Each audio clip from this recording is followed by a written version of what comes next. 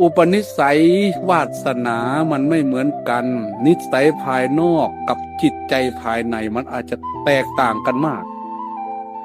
คนภายนอกมองไม่เห็นเรื่องจิตใจที่ละเอียดพระพุทธเจ้าจึงห้ามไม่ให้พระแสดงฤทธิ์ปรับอาบัติตั้งแต่ทุกกฎปาจิตตียันปาราชิก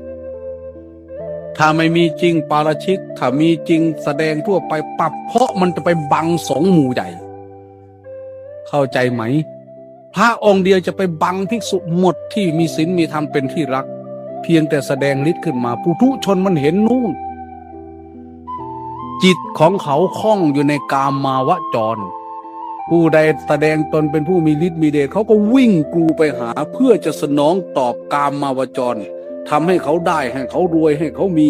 พวกที่มีศีลมีธรรมเป็นที่รักไม่ประพฤติอย่างนั้นเขาบ่ไปใกล้จ้อยเป็นพระอรหันต์บิณฑบาตบ่มีเขากินเห็นบ่บอกให้ฟังอยู่เมื่อคืนนี่เพราะนั้นถ้าอาตมาแสดงฤทธิ์แสดงเดชสมมุติว่าถ้ามันมีอีหลีอันนี้สิบ่ลังมันนี่เบิดบ่หมู่สิได้กินข้าวบ่บาดนี้